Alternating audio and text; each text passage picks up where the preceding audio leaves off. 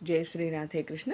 పూర్వ భాగంలో మనం లక్క ఇల్లు తగలబడడం, విదురుని సహాయంతో పాండవులు గంగను దాటి దట్టమైన అరణ్యంలో ప్రవేశించడం, అక్కడ కుంతీదేవికి నీరు తీసుకుని రావడానికి వెళ్ళిన భీముడు తిరిగి వచ్చేసరికి రావి చెట్టు కింద కటిక నేలపై నిద్రిస్తున్న కన్న తల్లిని సోదరులను చూసి మిక్కిలి శోకిస్తాడు.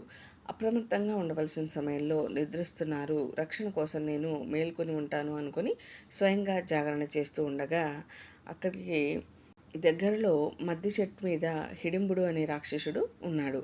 అతను మహాక్రూరుడు, మానుష మాంసాన్ని తినేవాడు. భయంకరమైన రూపంతో ఆకలి బాధతో బాధపడుతూ ఉన్నాడు. అనుకోకుండా అతడు పాండవులను చూస్తాడు. మానుష వాసన పీలుస్తూ సంతోషంగా తన సోదరి హిడింబను పిలుస్తాడు. చాలా కాలానికి నాకు మిక్కిలి ఇష్టమైన భక్ష్యం మానుష మాంసం దొరికింది. హిడింబా వెళ్ళు, అరణ్యంలో నిద్రిస్తున్న వాళ్ళెవరో తెలుసుకో. వీరు మన ప్రదేశంలో నిద్రిస్తున్నారు. వీరి వల్ల నీకు ఏ భయం ఉండదు కనుక వీరందరినీ చంపి నా దగ్గరికి తీసుకొని రా, మనమిద్దరం తిందాం. వెంటనే నేను చెప్పినట్టు చెయ్యి అనగానే హిడింబుని చేత ఆజ్ఞాపింపబడిన హిడింబ పాండవులు ఉన్న ప్రదేశానికి వెళ్ళి కుంతితో సహా నిద్రించే పాండవులను ఓటమెరుగని మేలుకొని ఉన్న భీమసేనుని కూడా చూస్తుంది. భీముని చూడగానే గొప్ప తేజస్సు కల ఇతడు నాకు భర్త అయితే బాగుంటుంది, నేను సోదరుని క్రూరమైన మాటను ఎప్పటికీ వినను. భర్త మీద స్నేహం బలవత్తరమైనది, సోదర ప్రేమ అంతటిది కాదు. వీళ్ళను చంపి తినడం వల్ల నాకు సోదరునికి కొద్దిసేపు సుఖంగా ఉండవచ్చు.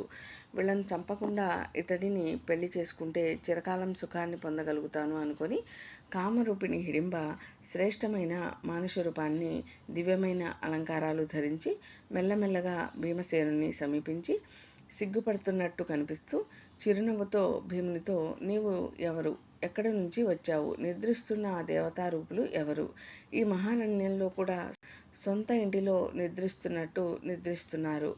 ఈ మహారణ్యం రాక్షసులకు నిలయం. మీ మాంసాన్ని తినాలనుకునే హిడింబుడు అనే రాక్షసుడైన వానిచే ఇక్కడకు పంపబడ్డ అతని సోదరిని నేను. వెలిగిపోతున్న నిన్ను మనసారా చూసి మరొకరిని భర్తగా భావించలేకపోతున్నాను. నా మాట నిజం. ధర్మం ఎరిగినవాడా, బాగా యోచించి నా విషయంలో తగినట్లు వ్యవహరించు, నన్ను స్వీకరించు. నా మనశరీరాలు వివసమయ్యాయి, నిన్నే సేవించాలి అనుకుంటున్నాను. నా ప్రాణాలు గాలిలో కలిసిపోకుండా చూడు. నీవు పరిత్యజిస్తే నేను జీవించలేను. నేను ఆకాశంలో విహరించగలను. నేను నిన్ను నాతో తీసుకుని వెళ్ళి ఆ రాక్షసుడు నిన్ను తినకుండా రక్షిస్తాను అనగా భీముడు ఈ విధంగా అంటున్నాడు. నా జ్యేష్ఠ సోదరుడికి ఇంకా వివాహం అవ్వలేదు. పెద్దవాడికి కాకుండా చిన్నవాడు పెళ్లి చేసుకోవడం అధర్మం. అలా చేసుకున్న వాడిని పరివేత్త అంటారు. నేను ధర్మాన్ని విడిచిపెట్టలేను. తల్లిని సోదరులను రాక్షసునికి ఆహారంగా వదిలి నా వంటి వాడు కామార్తుని వలె సమర్థత ఉండి కూడా ఎలా వెళ్ళిపోతాడు అని అంటారు. అలా అనగానే హిడింబ అతనితో ఈ విధంగా అంటుంది. అయితే అందరినీ నిద్రలేపు, నేను అందరినీ ఆ రాక్షసుని నుంచి విడిపిస్తాను అనగానే, హాయిగా నిద్రిస్తున్న వీరిని నీ సోదరుని భయం వల్ల నేను నిద్రలేపను. నీవు ఉన్నా సరే, వెళ్ళినా సరే, నేను పంపినా సరే, ఏది చేయాలి అనుకుంటే అది చెయ్యి అని అంటాడు భీముడు. ఇంతలో తన సోదరి వెళ్ళి చాలాసేపు అయిందని భావించి చెట్టు దిగి వస్తుండగా హిడింబ చూసి, అదిగో నా సోదరుడు కోపంగా వస్తున్నాడు, వారిని మేల్కొల్పు, నేను అందరినీ నా నడుం మీద ఎక్కించుకొని ఆకాశంలోకి తీసుకుని వెళ్తాను అనగానే, ఈ రాక్షసుడు కాదు, రాక్షసులంతా కలిసి వచ్చినా కూడా నా తాకిడి భరించలేరు. కేవలం మనుష్యునిగా చూసి చిన్నచూపు చూడకు అనగానే, దేవతారూపుడవు, నిన్ను అవమానించను. ఆ రాక్షసుడు మనుషులపై ఎన్నోసార్లు తన ప్రతాపాన్ని చూపించాడు అనగానే ఆ మాటలు విని తన సోదరి అలంకారాలు చూసి భీముని కామిస్తుందని భావించి హిడింబను చూసి విధంగా అంటాడు. దుర్మార్గురాల, మానుష్యుని కామించి నాకే అపకారం చేస్తావా? ఇప్పుడే నీతో పాటు అందరినీ చంపివేస్తాను అని తన మీదకు వస్తున్న హిడింబాసురుని వారిస్తాడు భీమసేనుడు. నిద్రిస్తున్న వారితో, స్త్రీలతో ఎందుకు, మనమిద్దరం ద్వంద్వ యుద్ధం చేసుకుందాం. నా ఎదురు స్త్రీని వధించడమా అనగానే హిడింబుడు, ముందు నిన్ను తర్వాత వారిని చంపి చివరగా హిడింబను చంపుతాను అంటూ మీదకు రాగా హేళగా లాగి పాండవులకు నిద్రాభంగం అవ్వకూడదని దూరంగా విసిరివేస్తాడు. వారు పెద్ద పెద్ద వృక్షాలతో కొట్టుకుంటూ ద్వంద్వ యుద్ధం చేస్తూ ఉండగా వారి ద్వంద్వ యుద్ధానికి మెలకు వచ్చి ఎదురుగా కనపడుతున్న హిడింబుడను చూసి కుంతి హిడింబతో, దేవకన్యలా ఉన్నావు, ఎవరు నీవు, ఇక్కడికి ఎందుకు వచ్చావు అని అడగగా హిడింబ ఇలా చెప్తుంది: ఈ అరణ్యంలో హిడింబాసురుడని రాక్షసుడు యొక్క సోదరుని నేను. ఆ సోదరుడు పంపగా నీ పుత్రులను చంపటానికి వచ్చాను. నీ పుత్రులను చూసి భర్తగా భావించి మిమ్మల్ని మేల్కొల్పితే రక్షించగలను అని మీ పుత్రుడితో అనగా అతను అంగీకరించలేదు. నా రాక ఆలస్యం అవడంతో కోపించి నా సోదరుడు వచ్చి ఇలా ఇద్దరు ద్వంద్వ యుద్ధం చేసుకుంటూ ఉంటే మీకు నిద్రాభంగం కలగకుండా నీ పుత్రుడు నా సోదరుణ్ణి దూరంగా విసిరేసి ద్వంద్వ యుద్ధం చేస్తున్నాడు అని హిడింబ చెప్పగానే పాండవులు వెంటనే లేచి కూర్చుంటారు. అర్జునుడు భీమునితో నవ్వుతూ, భీమా, నీవు అలసిపోయినట్టు ఉన్నావు, మేము తెలుసుకోలేకపోయాము. నీకు సహాయంగా నేను వచ్చాను. ఈ రాక్షసుడును నేను సంహరిస్తాను.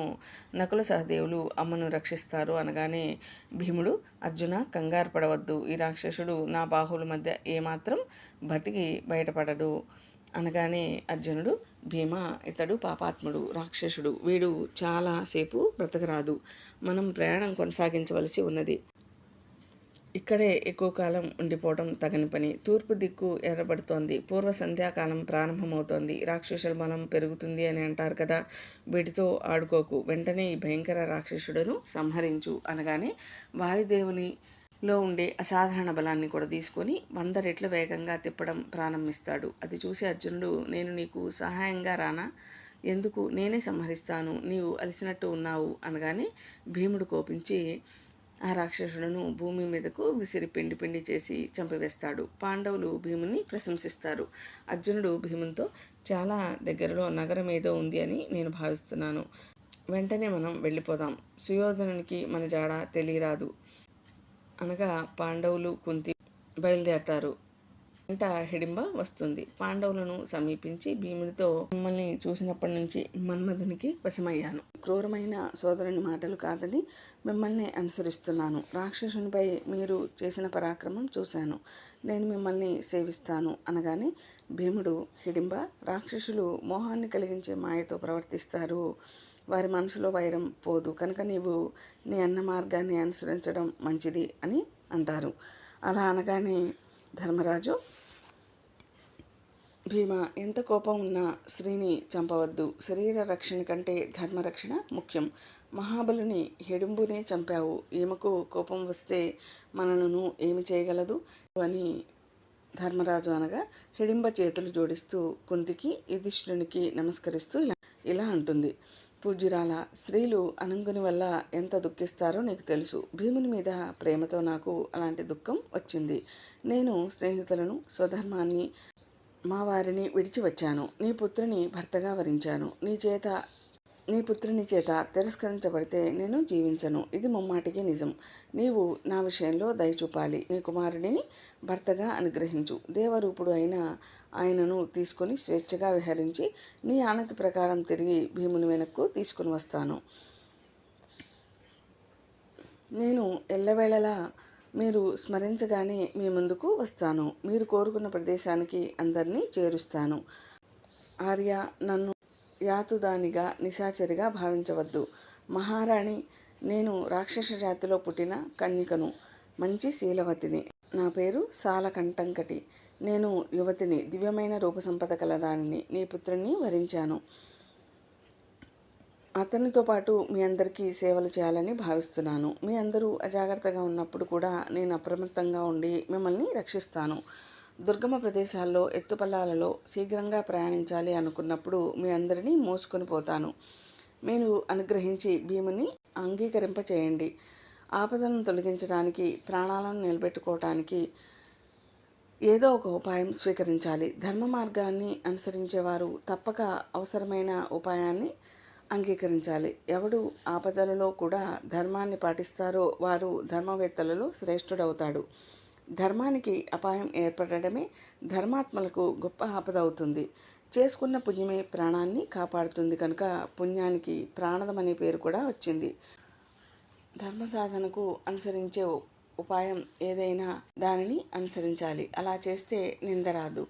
అమ్మ తీవ్రమైన కోరికతో నేను బాధపడుతున్నాను. అలాంటి స్త్రీను నన్ను రక్షించు. సాధుశీలులు ధర్మార్థ కామ మోక్షాల విషయంలో పరుల పట్ల దయతో ప్రవర్తిస్తారు.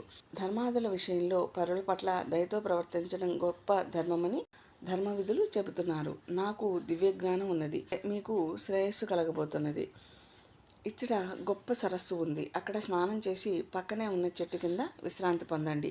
అక్కడ మీకు వ్యాసుని దర్శిస్తారు. దుర్యోధనుడు నగరం నుంచి బహిష్కరించడం, వారణావత నగరంలో లక్కయిలు తగలబడడం, విధుని వల్ల మీరు రక్షింపబడడం, ఈ విషయాలను నేను జ్ఞాననేత్రంతో చూడగలుగుతున్నాను.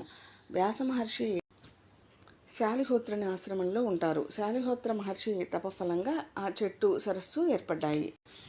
ఆ చెట్టు ఎండ వాన గాలులు అన్నిటి నుంచి కాపాడుతుంది. ఆ సరస్సులోని నీరు తాగితే ఆకలి దప్పికలు తీరుతాయి. హిడింబ మాటలు విన్న కుంతి గొప్ప విఘ్నత, సమస్త శాస్త్రాల్లో పండితుడు అయిన ధర్మరాజుతో ఇలా అంటుంది: నీవు ధర్మాత్మలలో శ్రేష్ఠుడు. నేను చెప్పినది శ్రద్ధగా విను. ఈమె రాక్షసి అయిన ధర్మాన్ని చక్కగా వివరించింది. ఒకవేళ ఈమె భావంలో ఏదైనా దోషం ఉన్నా ఈమె భీముడను ఏమి చేయగలుగుతుంది? నీవు సమ్మతిస్తే వీరుడైన భీమసేనుని ఈమె సంతతి కోసం భర్తగా స్వీకరిస్తుంది అనగానే ధర్మరాజు ఇలా అంటున్నాడు: హిడింబ, నీవు చెప్పినదంతా నిజమే, అందులో సందేహం లేదు. కానీ నీవు చెప్పిన విధంగా ప్రవర్తించాలి. సత్యాన్ని, ఒప్పందాన్ని అతిక్రమించరాదు. నిత్యకర్మలు ఆచరించిన భీమునితో నీవు విహరించవచ్చు, కానీ సూర్యాస్తమయం కాకుండా భీముని అప్పచెప్పాలి.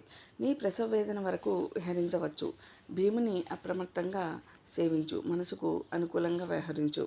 అతనికి మేలు చేయడానికి ప్రయత్నించు. ధర్మరాజు మాటలు విన్నాక ధర్మరాజు ముందు నడుస్తూ ఉండగా వెనక నకుల సహదేవులు, ఆ వెనక భీముడు, వెనక హిడింబ, ఆ వెనక అర్జునుడు నడుస్తూ శాలిహోత్రుని సరస్సును చేరుకుంటారు. కుంతికి తనకి ఒక పర్ణశాల, పాండవులకు ఇంకొక పర్ణశాలను ఏర్పరిచి నీటితో ఆకలి దప్పులు తీర్చుకుంటూ ఉండగా శాలిహోత్ర మహర్షి వారికి భోజనాలు ఏర్పాటు చేస్తారు.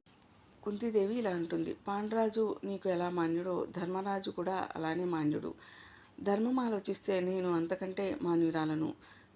దుర్యోధనుడు చేసిన దానికి ప్రతీకారం ఎలా చేయాలో తెలియదు. ఈ నివాసం మనకు మంచిది, అన్యులకు దుర్గమము. మనం ఇక్కడ కాలక్షేపం చేద్దాం. ధర్మ సంకటం వచ్చినది. ఈ హిడింబ నిన్ను చూడగానే మదన పరవశ అయినది. దీని కారణంగా ఆమె దుఃఖిస్తోంది. ధర్మం ప్రకారం నన్ను ధర్మరాజును ప్రార్థించింది. నిన్ను పెళ్లాడాలని కోరింది. ధర్మం ప్రకారం ఈమెకు నీవు పుత్రుని ప్రసాదించు. నీవు వారించవద్దు. నేను ధర్మరాజు చెప్పినట్టు చెయ్యి అనగానే భీముడు అంగీకరించి హిడింబతో ఈ విధంగా అంటాడు: నియమం విను. నీకు పుత్రుడు పుట్టే వరకే నేను నీతో ఉంటాను అనగానే హిడింబ అలాగే అని ప్రతిజ్ఞ చేసి ఆకాశంలో భీమునితో పాటు కూడా ఎగిరిపోతుంది. రాక్షస స్త్రీలు గర్భాన్ని ధరించిన వెంటనే ప్రసవిస్తారు. తర్వాత కోరిన రూపాన్ని పొంది స్వేచ్ఛగా విహరిస్తారు. ఆ రాక్షసికి భీముని వల్ల ఒక పుత్రుడు జన్మించాడు. అతని జుట్టు లేకుండా పైకి లేచిన జుట్టుతో ఉంటాడు కనుక వారి అమ్మ ఘటోత్కచుడు అని పిలుస్తుంది. అతను బాలుడైనా కూడా మనుషుల్లోని యువకుల్లా కనిపిస్తున్నాడు. వారి ఇరువురు కూడా ప్రతిజ్ఞ ప్రకారం వదిలి వెళ్లాల్సిన సమయం వచ్చింది అని, మాతో పని ఉన్న కాలంలో మీ ముందుకు వస్తాము అని చెప్పి వెళ్ళిపోతారు. అతను మహాత్ముడైన ఇంద్రుని చేత ఇవ్వబడిన శక్తి ఆయుధం దెబ్బకు తట్టుకునేవాడిగా, కర్ణునికి సరిజోడుగా మహారథునిగా సృష్టింపబడ్డాడు. పాండవులు వ్యాసదర్శనం కోసం త్వరపడుతూ ముందుకు సాగారు. ఒకానొక రోజు వారికి వ్యాసదర్శనం అయింది. మీరు కౌరవులు నాకు సమానమే, అయినా మానవుల దైన్యాన్ని పరిగణించి స్నేహం చేస్తారు. మీ అందు నాకు ఇప్పుడు ఎక్కువ స్నేహం ఏర్పడింది. ఇక్కడ పక్కనే ఉన్న నగరంలో మారువేషాలలో నేను తిరిగి వచ్చే వరకు అక్కడే ఉండండి. ధర్మరాజు సముద్రమే వడ్డానం అయిన భూమండలాన్ని పరిపాలిస్తాడు. రాజసూయ, అశ్వమేధ యాగాలు కూడా చేస్తాడు అని ఈ విధంగా చెప్పి ఒక బ్రాహ్మణుని ఇంట నివసింపచేసి ఇక్కడ 1 మాసం ఉండండి, నేను మళ్ళీ వస్తాను. దేశకాలాలు తెలుసుకొని జీవిస్తూ పరమానందం పొందండి అనగానే పాండవులు చేతులు జోడించి వ్యాసుడు చెప్పిన దానికి సమ్మతించారు. వ్యాస మహర్షి ఎలా వచ్చారో అలా వెళ్ళిపోతారు. తదనంతరం కథను తర్వాత వీడియోలో విందాం. జై శ్రీ రాధే కృష్ణ.